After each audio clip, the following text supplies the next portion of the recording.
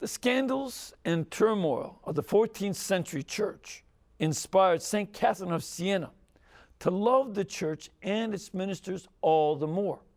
Tonight, we'll look at how her intense spirituality can help us love the divine and human realities of the church. So please stay with us.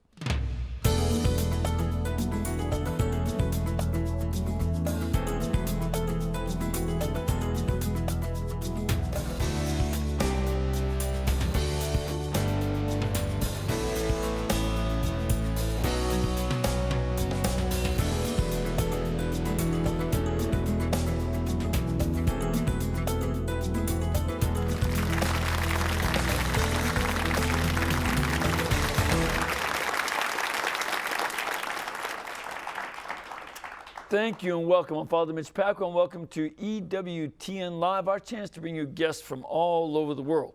And before we get to our guest, I want to mention that today we are celebrating two saints. One saint on the universal calendar is Saint Peter Chanel, who was born in France in 1803 and died in 1841. He was a missionary to the South Seas Islands and was successful, but that success evoked a certain amount of jealousy, and he was killed by some of the people who had been in the witch doctor line of work. And so they didn't like his success at all in winning people to Christ. However, the mission that he got started continued on, and many more were brought to the faith, and many of those areas he went are now very Catholic. Also today is the feast of Saint Louis-Marie de Montfort. He was born in 1673, also in France, and died in France in 1716. And he was someone who developed a deep devotion to the Blessed Virgin Mary by learning about her love of Christ through Christ's sufferings. How Our Lady stayed with our Lord, had faith in our Lord, and trusted in Him. And through that understanding of Our Lady, he came to a very deep devotion to her and preached that at a time when the French were torn by growing secularism on one end and the Jansenist heresy, which really said that the physical world was pretty bad, if not inherently evil. So he was one of the great preachers of his day, and someone who still has great effect, as recommended by Pope John Paul the Great. All right, now we'll go to tonight's guest, and there's no doubt that tonight's guest has been inspired by St. Catherine of Siena, and that her life influences his vocation as a priest in the Order of Preachers, the Dominicans, and as director of spiritual formation at Kenrick Glennon Seminary in St. Louis, Missouri. So please welcome Father Thomas McDermott. Thank you, Father. Great to see you, Father. Nice to be here. You're teaching over at McKenrick. The amazing Kenrick Glennon Seminary. Kenrick Right. I love it. It is an amazing place because it's kind of filling up, isn't it? It's filling up. And we just finished a capital campaign that went way beyond our goal. And probably in about a summer's time, next summer from now, a year from now, we'll begin our building project, an extension to the seminary. So that's really unusual for these times. Well, it's unusual for some dioceses, and for other dioceses, it's not unusual. Mm-hmm. I always point to Kenrick Seminary in St. Louis, along with St. John Vianney in Minneapolis, St. Paul, right, and also the seminary in Lincoln, Nebraska. Mm-hmm. These places are chocker full. Sure, yeah. They're packed. Right, they are. And you know, it's really wonderful to meet someone who's on the faculty there, where mm-hmm, you know the one of the projects is to build new dormitories because mm-hmm, you need mm-hmm, more living room. A library, office space, and renovation. The building is very old. It was built in the 1920s, so. Mm-hmm. Okay, well, this is a great project, but also good work by you and the staff at the seminary to have a place that vocations are recognized and nourished. right, That's I've been talking a lot about Pastores Dabo Vobis in my Tuesday shows, and it's one of the places I oftentimes bring to mind to people as I travel on the country because it's important. Now, you though are not a priest of the Diocese of St. Louis. No. You're a Dominican father? Dominican father, ordained in 1983, and I belong to the Central Province, which is another amazing entity in the church. Yeah, in the central part of the United States. Headquartered in Chicago. Right.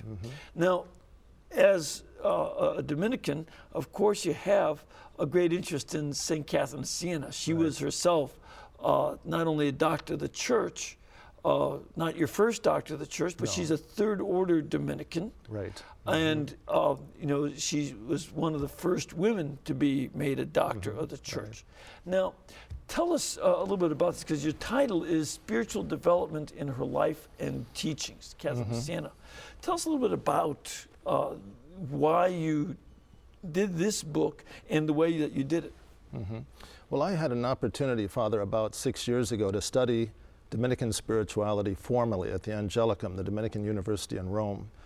And one of the two courses that I took there, one of the few courses that I took there, was on St. Catherine of Siena, taught by Sister Mary O'Driscoll, very famous professor there at the Angelicum. It was a wonderful course, and it somewhat whetted my appetite to know more about St. Catherine of Siena.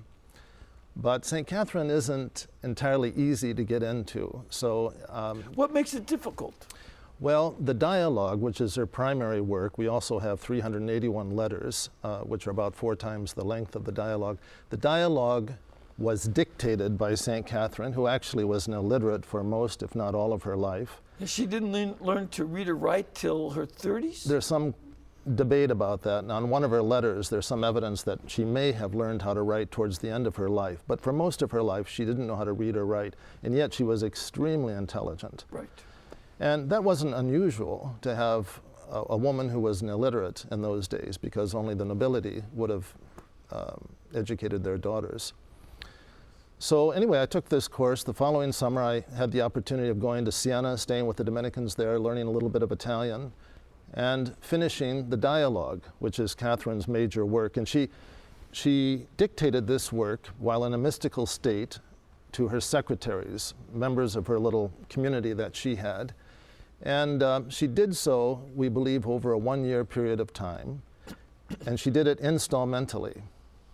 So she would go into these ecstasies at different times, and in those ecstasy states, throughout a year's period, would tell people what to write, and they would write it down. She would speak as if it were God the Father speaking directly to her. She believed it was. And so it was taken down by her secretaries. Now, of course, because of that, there are some repetitions. There are some interruptions, which can be a little off-putting to the reader.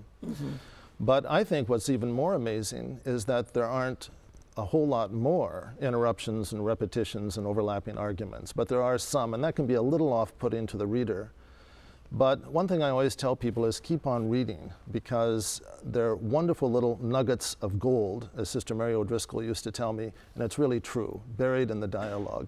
And I think that's the reason why it's been in print continuously for 600 years, more than 600 years. Yeah, right. Matter of fact, it was written, you know, a good long time, almost 75 years or more, before there was even a printing press, but it's one of those books that did get into print fairly quickly in the 15th century. And spread all around Europe at that time. Now, when you talk about the spiritual development, what is that development? What's going on with her development? Well, in my book, which was published in 2008, I do take a glance at her many mystical experiences that she had. Now, some commentators before me, not all, but some have dismissed them as mythical and of really no meaning. But I went back and took a different approach to them, and I could see in them how there was a succession in her mystical events, mystical death, mystical marriage, so many different mystical experiences, which she names and which you can read about in her biography, The Life of St. Catherine of Siena, written by her confessor, Blessed Raymond of Capua. And I could see how the progression. Is that also in English, by the way? Oh, yes, it's in English, and it's readily available. And so I could see how the progression of these mystical experiences had some bearing on her apostolate. Her apostolate was constantly broadening, and it took her from seclusion in her father's house all the way to Avignon in France when she was only about 26, 28 years old, to stand before the Pope, Gregory XI at that time.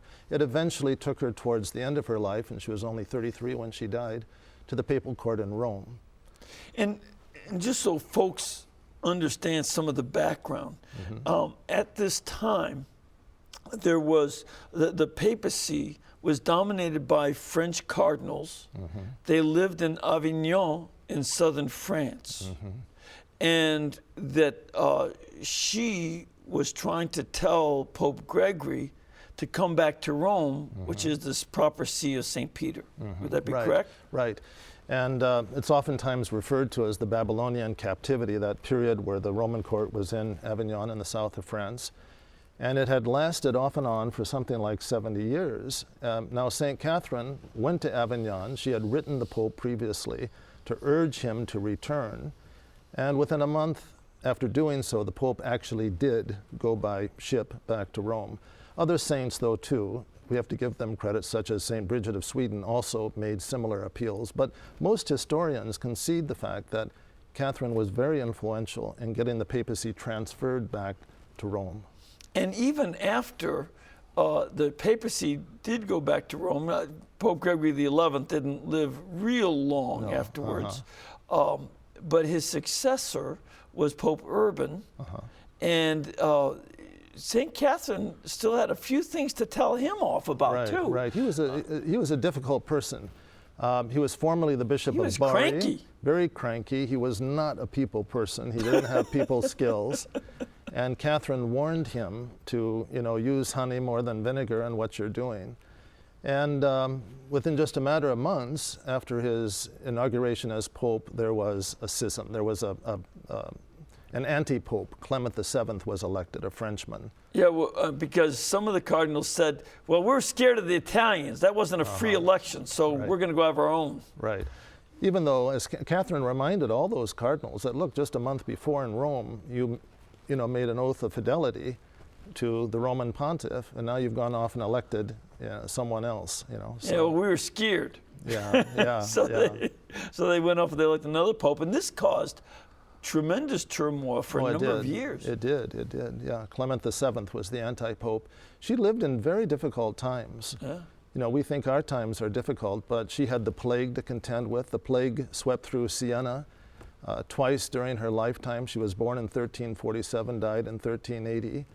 Wiped out perhaps 1/3 of the population of the city. We don't know for sure. And when we use a figure like that, but can you imagine any one of our cities today where 1/3 of the people die? I mean, this would be 1 out of 3 people is dead.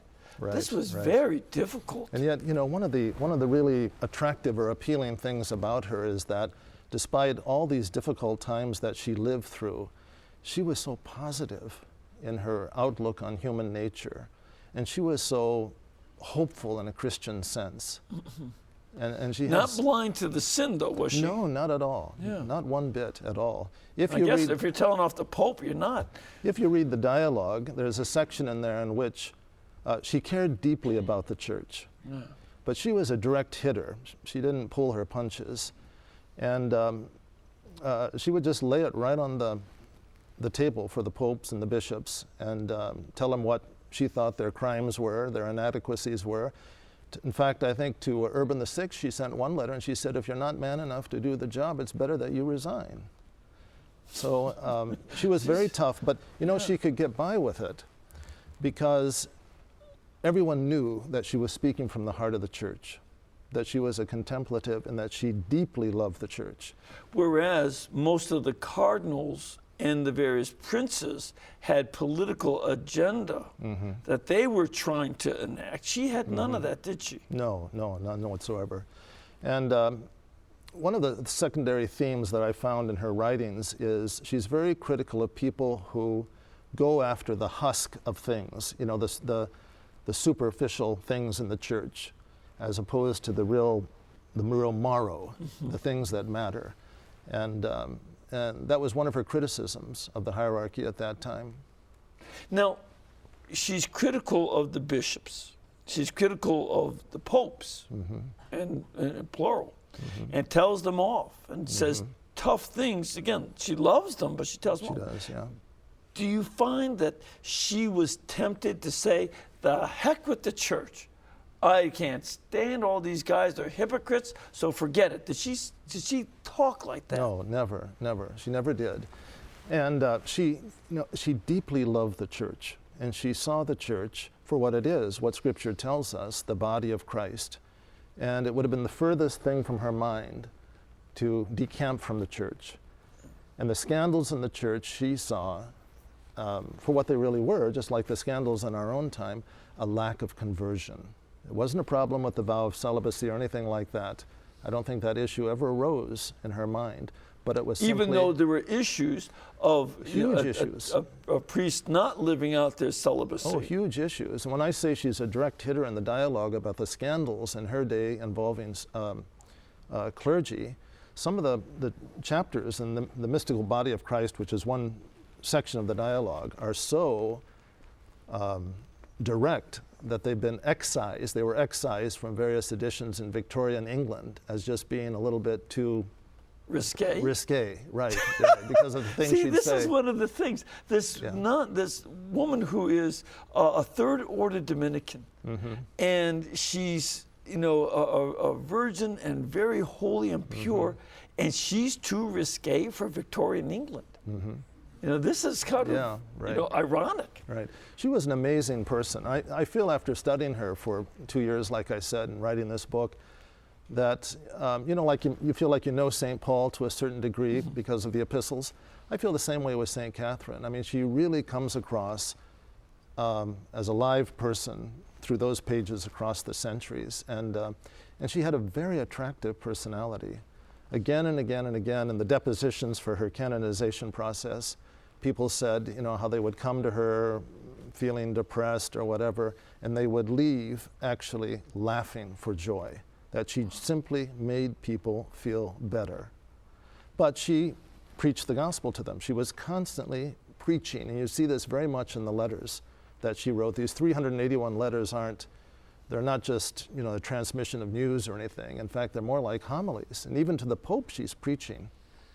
And they sort of needed it. Yeah, they sort of needed it, is right, yeah. Now, these letters are available also in English. They're all available. And your website has a lot of this? Well, it has a few of them, but the letters themselves are very long. Some of them, I suppose on average, the letters are maybe 5 or 6 pages each of typed pages in a book. Right. And the University of Arizona brought out the 4th and final volume of the letters about a year ago. Sister Suzanne Nofke, one of our Dominican sisters, has spent the last 30 years on a translation project of the entire writings of St. Catherine of Siena. So now we have them in English. That's amazing. And you can find out about this at your website, which is www.drawnbylove.com. And drawn by love is one word, .com. So they can find out where to maybe order those and set up. Right. And that drawn by love is from a statement that St. Catherine made where she said, the heart is always drawn by love. And she also said in another place that fear is never enough to bring us to God. Only love can. Now, as attractive as she was, there's some other elements of her personal life that are very interesting. First of all, she's the 25th of 26 kids. The 23rd child. 23rd child. Right. I always say, can you imagine if her mom and pa said, honey, why don't we stop at 20? Oh, we'd miss St. Catherine. That's right. Yeah, I hadn't thought about that. Yeah. That's just amazing. And this is one of the things, for all you atheists out there, or your atheist friends, remember, we have kids, y'all don't. But this very large family, and her parents wanted her to get married, and she did not. How did they punish her for that? They put her in charge of the house. Yeah, one of the things, they put her in charge of the house. They sacked the maid, the serving girl who was hired from the outside, made Catherine do all the hard work. You know, her parents were probably ordinary Catholics. Yeah. And it was the father who eventually began to see things through Catherine's eyes. And he reported one day to the family that he was passing her room and he saw a dove, a light on her shoulder. And he took this as a sign from God that the daughter was special and that she should be allowed to do what she wanted. And so what she wanted to do was to become a kind of recluse in her own family house. She was never a nun, she was never a sister, but she did become... So she stayed in the lay state, basically. She stayed in the lay state, but she wore a modified kind of Dominican habit and associated with a group of essentially widows in Siena at the Dominican church, which was just a block up the hill from her house. But she stayed as a recluse underneath the staircase in her family house. Incidentally, it's still there. You can see it. It's really a neat place to go to. Yeah, beautiful. All of Siena is beautiful. That's right. Beautiful city. And this was kind of like a novitiate experience for her. And she reported to Raymond of Capua years later about what happened. And she said that every day the Lord would come, Jesus would come and enlighten her and teach her as a teacher to a student. And then eventually the relationship evolved into father to a daughter. They became friends also. And so it was a period of spiritual enlightenment. There was also a crisis, though, a dark night of the soul kind of experience. In what way? Well, she was receiving a lot of consolations in prayer and these daily visitations of the Lord. And then all of a sudden, after about 2 years, they just stopped without any warning. And this is common in the lives of saints and mystics. But she decided she was just going to persevere in prayer.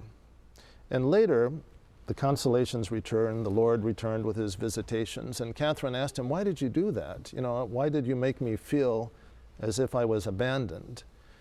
And in so many words, he said, "Because I wanted to purify your love for me and get you to stop loving my gifts and to love me, the giver." And so she always had a much stronger faith after that period. And then the most tumultuous moment in her life was when God the Father told her, "Now, Catherine, it's time to come out of your seclusion and to share with others what you've received," which is very Dominican, to contemplate and to share with others the fruits of your contemplation. That's one of our mottos. And she protested loudly because despite all appearances, she really was a lover of solitude, I think. But she came out. So she's not only telling the Pope what to do, she's trying to tell God the Father what to do. Yeah, right. She's a tough gal. She was direct. And so she came out and started working with the poor in Siena. She'd help at the leprosy hospital. She was called in to settle quarrels among feuding families in Siena. And one of the interesting things about her that I don't think's received enough attention is that she had a kind of voluntary community. Nobody lived with her. She lived in her family house for the most part. Sometimes she lived in a friend's house.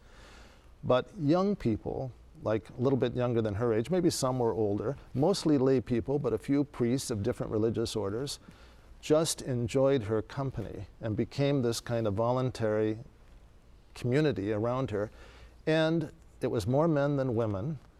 And they were primarily drawn from the nobility. And I think that's very interesting. And after her death, all of these young people went on and were very significant in their own way. One became the head of the Carthusian order, another became a bishop, so on and so forth. Others went and got married. Now, this, though, did not simply come off as a real peaceful community, everybody's just loving each other. There was also a certain amount of jealousy by people outside that group. Mm-hmm. And there were people outside who objected to her. Did that have much impact on her personal life? Well, it did, yeah. And it comes through in her letters and also in the dialogue that she really suffered a lot because she was misunderstood. And also, she more than pushed the limits for what was expected or allowed for women in her day. She went way beyond that. A Dominican Third Order member, a Mantellata, was never, ever supposed to leave town. And she not only left town, but she eventually went to France and to Rome. Yeah. And And she did this, believing that the Lord had commanded her to go. But she waited a full 7 years, I think, after she became a Third Order member before she departed Siena. But this, she experienced some defections among her admirers, in leaving Siena at that time. And it's recorded by Raymond that many people say, why is this woman gadding about? She should stay home or stay in her monastery or whatever type of woman she is. Why is she going around like this? But, Catherine she was really a wonderful example, I think, of the Dominican charism of a preacher. Mm-hmm. We usually associate the Dominicans with educated men and women, but she was not educated, but she was very intelligent and did have a theological and doctrinal kind of mind, and she was absolutely on fire. She couldn't get enough truth. And for her, all of the truths of the faith, the articles of the faith, we might say, were never neutral pieces of knowledge. They were transformative. They were revealed to us for a reason. They had implications for our daily living. See, and that's one of the things sometimes over the last decades, we've heard people say, well, doctrine, this is just what theologians talk about, but really, how does it affect me? As if I'm the center of mm-hmm. all importance. Mm-hmm. Whereas the doctrines are ways to express mysteries mm-hmm. and the tensions of what we know about mysteries. Mm-hmm. And that if we allow ourselves to engage in the mysteries of the faith mm-hmm. and let them form us, we are changed. We become better by it. Exactly. That's a very good point. Doctrine, truth, she would call it, doctrine was the foundation of her whole life. Yeah. And her spirituality, if you want to call it that, her lived experience was derived from those doctrines. And she was perfectly orthodox, otherwise Paul VI would not have proclaimed her a doctor of the church along with Teresa of Avila 40 years ago. And in fact, she wouldn't have been made a saint if there was heresy. That's one of the things they do with saints is check to see if there's any heretical mm-hmm. teaching. And mm-hmm. in her case, a woman of mm-hmm. the 14th century, mm-hmm. to have as much writing as she does left her open for criticism, but they said, no, mm-hmm. she had the real stuff. Mm-hmm. She really did. And I like to call St. Catherine a doctrinal mystical theologian. She's not a theologian in the sense of cognitive arguments or rational arguments. She's not contrary to that either. No, she just didn't have that background. She didn't have that background. And, but she goes through, as I said earlier, all the doctrines, all the truths of the faith.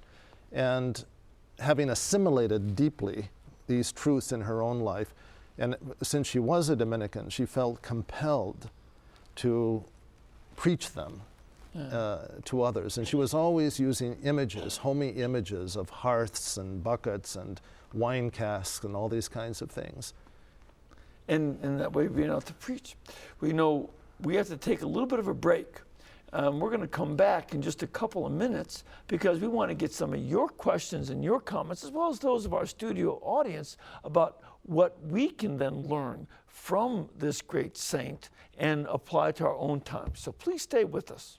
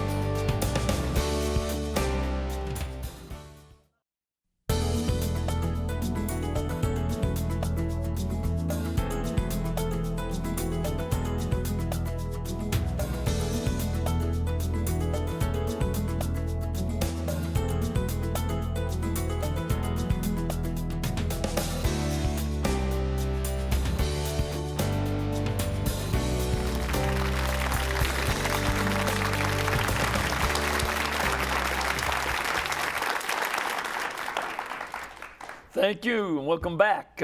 We have a nice group of folks from different parts of the country, some from the Republic of Texas, some from Wisconsin and Michigan and other states, New York. We'd love to have you come and visit.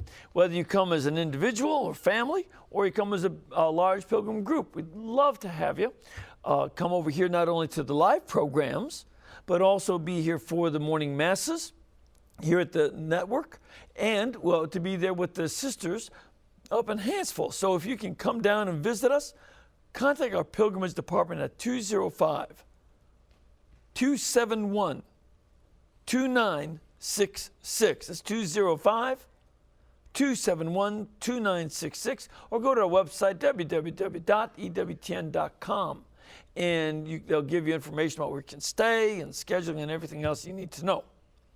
Also, want to remind you that beginning on July 21st, pro-life freedom rides with Father Frank Pavone and Dr. Alveda King, who's the niece of Dr. Martin Luther King Jr., will begin. If you want more information about those freedom rides, go to the website www.prolifefreedomride. Make that one word, prolifefreedomride.com. And they'll be going to different places around the country talking about the freedom to live in the pro-life movement. Well, you ready for some questions? I am. Well, giddy up. Let's start off with a call. We have Joel on the line. Hello, Joel. This is Joe. Joe, okay. And where are you from, Joe? I'm from New York. Great. What's your question? My question is that I had heard that St. Catherine of Siena used to draw a picture of a heart with the stigmata on it. I was wondering if this came true after she died, and was this a part of her mystical experience? All right, so do you know anything about St. Catherine and drawing a picture of a heart with the stigmata? Catherine did have the stigmata, and she did.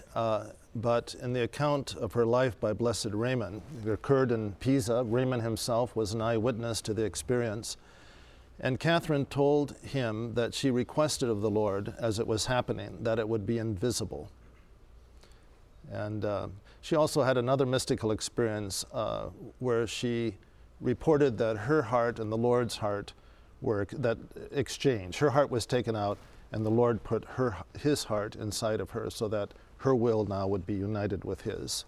And that, that's one of those little items there in the 14th century that is, in a way, preparatory for devotion to the Sacred Heart of Jesus, as time will go on with St. Margaret Mary Alacoque getting those revelations in the 17th century. Right. But it's important to see that devotion to the heart of Jesus had other forms earlier on as well. Right. Let's go to a question from our studio audience. Sir, where are you from? Long Branch, New Jersey. Great, welcome. And what is your question? Yes, may we assume that Catherine of Siena said yes to the magisterium of the Catholic Church and the doctrines of the Catholic Church, whereas in 1506, Martin Luther said no? Well, do you want to start off with that first part? Sure. Well, definitely Catherine assented to the magisterial teachings of the Church. I don't think it would have ever occurred to her not to. Mm-hmm. For her, the major problem in the Church was the lack of moral reform of its members, including especially its clergy and its bishops. Mm-hmm. Whereas Martin Luther, in 1517, by the way, it was a little bit later than, he was just barely ordained at that point, 1506.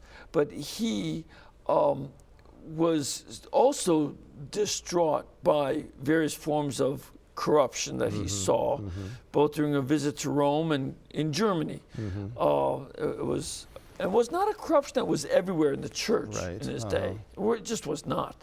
But he was distraught by that and thought that the only way for reform was to get rid of a lot of things. And I think it took time before he actually said, no, we have to change a lot of the hierarchical structure and things like that. That didn't happen immediately, but it did happen.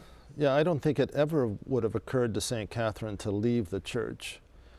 And I think also, in all the scandals... Or to reject things like the Mass and the other sacraments. No, I don't think that would have occurred to her at all. And I think, with all the scandals in the Church going on then, she somehow felt a kind of responsibility for them. Today I would say in the church, many of questions are being raised about chastity in relationship or celibacy in relation to the scandal. Catherine would say it's conversion. It's all about conversion, that we're not converted. Right. And she would see herself as not converted enough. So in that sense, being somehow linked or in solidarity with other sinners in the church. Many times she decried her sins. I think she was very, very sensitive to sin. There's no indication that she ever committed a mortal sin. Raymond refers to nothing, but the closer you move to the light, the more you're aware of your own imperfections. Yes. So. And, one of the things that is different, I've seen secular people in the news media say, well, if the Catholic Church would just have a married clergy, then we would not have the sex abuse scandal. That's just not true, because you still wouldn't be converted. There are married men who abuse children. Why would you think of inflicting such a sexual abuser on some woman as being the cure for him? What about what she's got to go through dealing with him? That doesn't make good sense at all. But that's another issue. Let's go to another caller. We have Pat on the line. Hello, Pat. Hello, Father Mitch. Great Where are to you talk from? to you. Well, I'm from Lancaster, Pennsylvania, Jesuit educated at Marquette.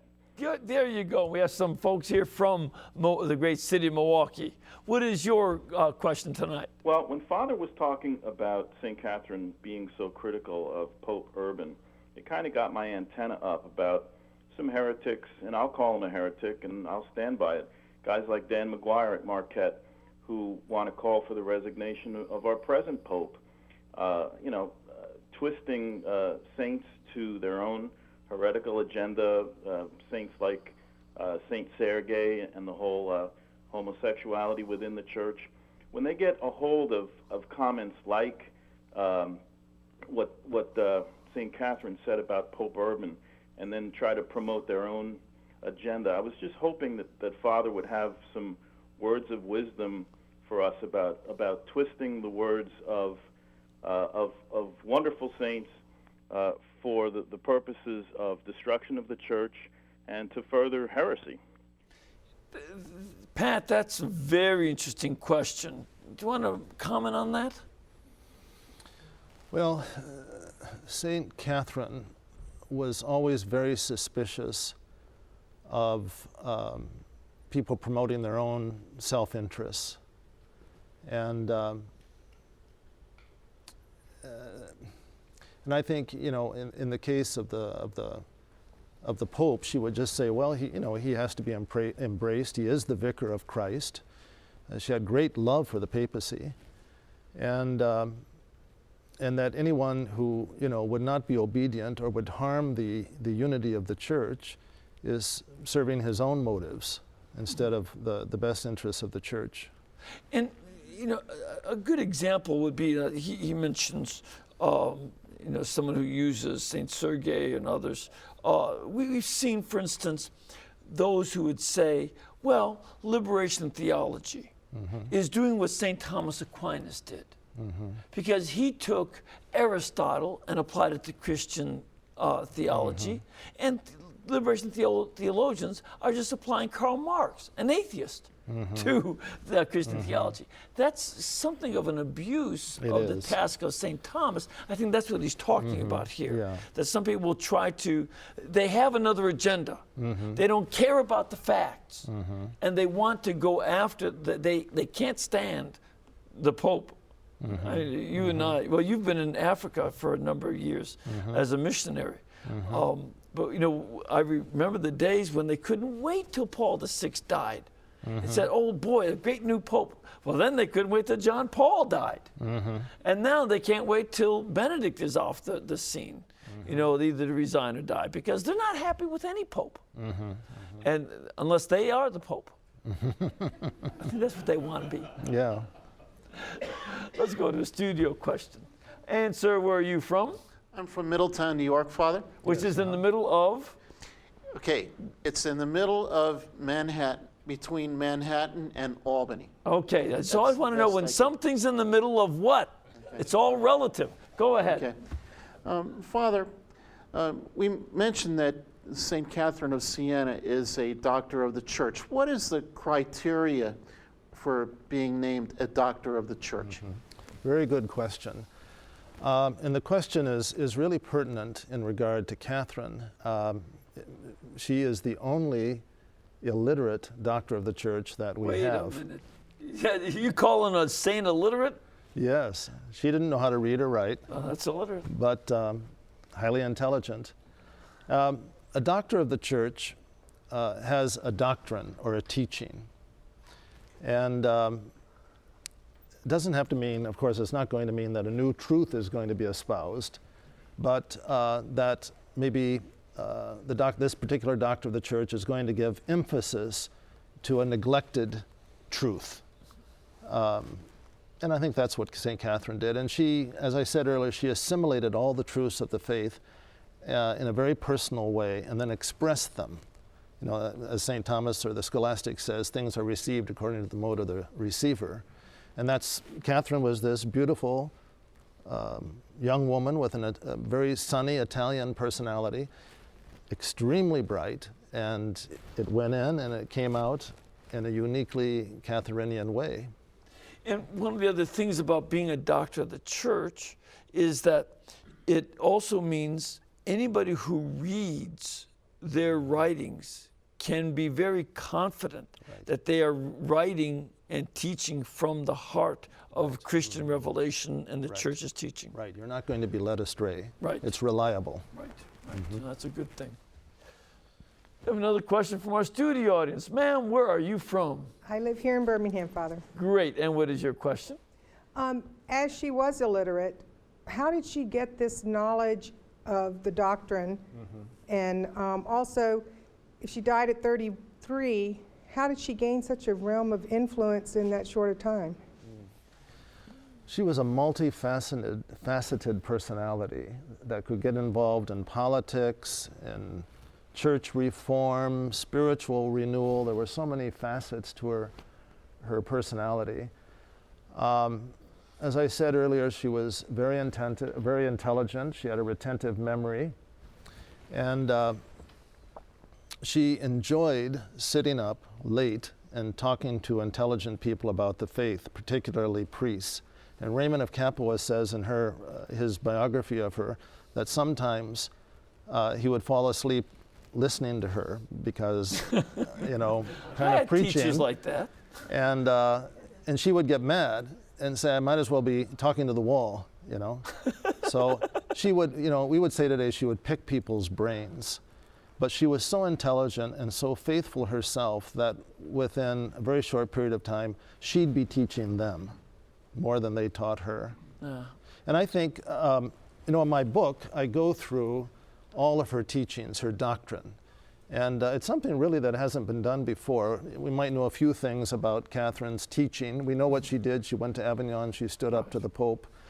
But what did she actually teach? Even Dominicans have been a bit in the dark, about this question. So what I tried to do in my book here is look at the whole of her teaching and try to systematize it or organize it. It really can't be strictly systematized, and explain it. And it's a beautiful doctrine, really beautiful. And it does help that, as you mentioned, a Dominican sister has been engaged in the long process of translating. How long has it taken her? Well, about 30 years, I believe. Yeah, see, folks don't realize how, intricate the translation. A modern book you can translate in a short time, a year or so. Right. But not these older manuscripts. Medieval Tuscan. Yeah, because it's a specific dialect of Italian from a specific time, and words don't mean the same. Right. Very difficult. One of Catherine's positions that I think would be relevant for today is she said, if you're going to do theology, if you're going to talk about the faith, then you have to be in a love union with Christ. And I personally think that one of the reasons why some theologies are not, I would say, life-giving is because maybe the theologian in question isn't in that love union with Christ that St. Catherine of Siena insisted on. And that's what we see in the church today. or a push or renewal towards contemplative theology, doing theology, as Balthasar said, on our knees. I often have thought, we lived in a time of two really great holy nuns. Mm-hmm. We have Blessed Mother Teresa of Calcutta. We have Mother Angelica. Mm-hmm. And, a lot of times they have opponents. People dismiss them. Mm-hmm. Christopher Hitchens, the professional atheist, was nasty in writing about Mother Teresa. He wrote a book against her, yeah. Against her, and calls her one of the most wicked people of the 20th century. I thought I have a few other options there besides Mother Teresa, but and same with Mother Angelica. Mm-hmm. But one of the things that comes across so clearly, they love Jesus. Mm-hmm. They both love the church. Mm-hmm. They love the folks, while a lot of their opponents love their own ideas more than they love Jesus, more than they love the people. Mm-hmm. And that's one of the reasons why they were so much beloved back. People could tell they loved us. Mm-hmm. And that's why Catherine's writings are still being read 600 years later. They have that perennial value. They weren't subjective teachings. They were universal teachings, really. Yeah. Let's go to another question. Sir, where are you from? Milwaukee, Wisconsin. Great, just like that guy went to school in your great city. That's right. And what is your question? Good evening, Father. Good evening. What miracles are associated with St. Catherine? Oh, good question. Very good question. Many different types of miracles, but I would say one of them is the conversion of sinners over and over again. The fact that she had this... Starting with the popes? Starting with the popes, the fact that she brought the Pope back from France to Rome was I think, could qualify as a miracle. Now, when we usually think of miracles, we think of levitations and healings and all these things, and Raymond records those in his biography, how he was once in the presence of St. Catherine, and she just rose up, Wow. So to me, it's hard to dismiss those things. If you read Raymond's biography, he provides sources at the end of every chapter. Now, this story came, I was the eyewitness of this incident, or her mother told me this story, or her sister-in-law told me this story. So it's a biography. For medieval work, it's a rather unusual biography. And it's not something that he took, and there was a legend from these little kids over here that heard about this from somebody. No, he's talking to eyewitnesses. Right, he checked it out. And incidentally, he went on to be the Master General of the Order. And having been a kind of disciple of St. Catherine of Siena, we could say, not a kind of, but a strong disciple of St. Catherine of Siena, he instigated a much needed reform of the Dominican order along the lines that St. Catherine of Siena laid out for the church. So that was another aspect of the conversion of souls going on. Right. Yeah. Great. We have another question here. Ma'am, where are you from? I'm from Chicago, Illinois. Great. And my question is, I had a Dominican priest teach me a class on saints and mystics on Dominican spirituality, and he would teach that St. Catherine of Siena was anorexic because she lived on the Eucharist. So I'm wondering if you could comment on this, please. Well, I don't really, not being a medical doctor or in the medical profession at all, I'm not really sure what all the conditions are for anorexia, but what... That's actually a disorder. Yeah, and disorder. So that's not what she was going through. I don't think so. In one of her letters, she writes to a man in Florence and says, look, I understand you have this problem that when you eat, the food doesn't stay down, and that you took herbs, and if you could recommend those, tell me which herbs you're taking, I'd like to take them too. So she did have some kind of disability that didn't allow her to digest food, and for the last few years of her life, she lived off of the Eucharist. But she wanted to join people at table, and she wanted to participate, but for whatever reason, it just wasn't possible. And there have been a number of other people who live on very little food and who, have lived on the Eucharist primarily.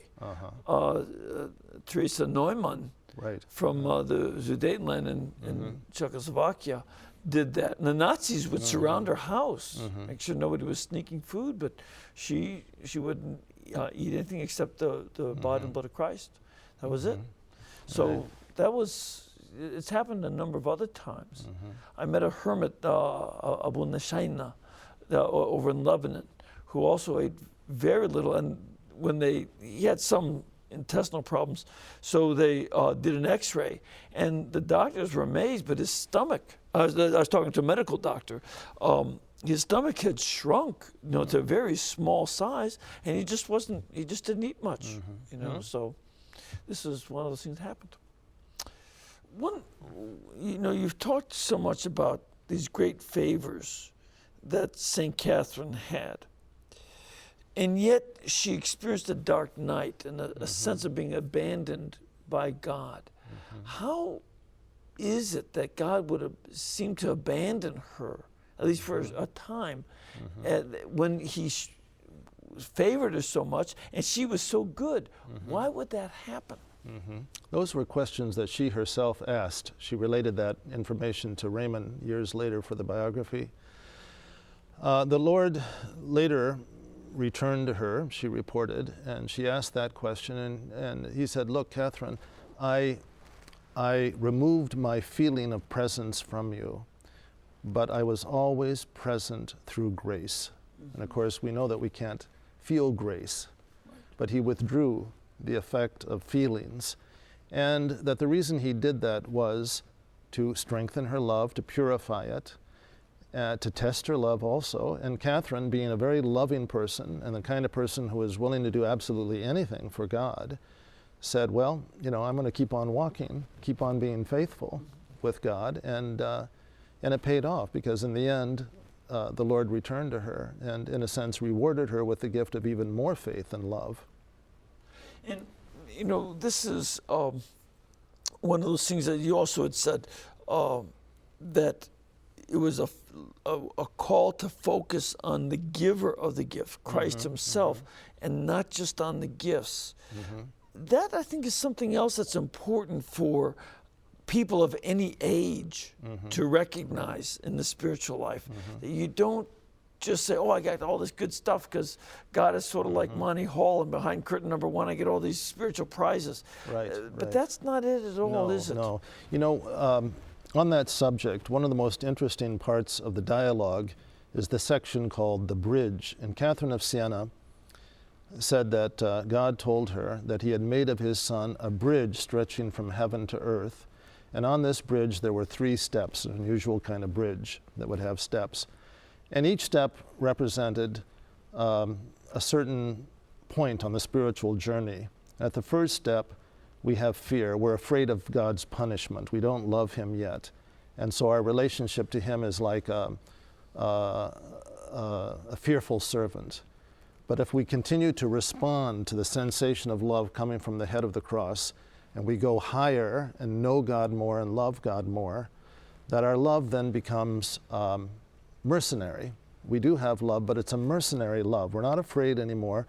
But instead of loving God, we love his gifts, and that's not enough. Yeah, what's in it for me? What's in it for me? And then the point is to keep going further or higher with your love and your knowledge, to the point that you become a friend of God and even a child of God who will do anything just out of sake of love for Christ or for the Father without any thought of self. And she has I'm just, summarizing here very briefly, but it's a very rich teaching in the dialogue that really was the part that got my attention when I first read it years ago. And I think that this is something about our own spiritual growth, that all of us can, recognize where we are. We're at different stages. And there's more growth. It's not like I'm stuck here in fear of God or trying to get something from him, but I can move towards newer and deeper levels of loving him. And that's the advantage of a saint like her. And I sometimes think that it's not a straight diagonal line. It's more of it's more cyclical. That we go through some of the same issues again. The devil wants us to think that we're exactly at the same place, but we're actually dealing with most of these issues at a higher place than before. So there is growth. Yeah. One of the things that we've grown in, though, is an end of our time. I've And I enjoyed it. regret that, but thank you Yeah. very much for You're being welcome. here. Thank you. And I ask you to join me in giving a blessing to our audience. Great. May Almighty God bless you and keep you and cause His face to shine upon you, the Father, the Son, and the Holy Spirit. Amen. Amen. And remember, we can bring you this program and our other programs and all of the other guests that come here because this network is brought to you by you. You make it possible. And from the very beginning, when Mother Angelica trusted in you to keep it going, you've done so. So please, as in the days when she was here, keep us in between your gas bill, your electric bill, and your cable bill. And we'll be able to pay all of our bills and keep on bringing you teachings about our wonderful, wonderful faith. God bless you all and thank you.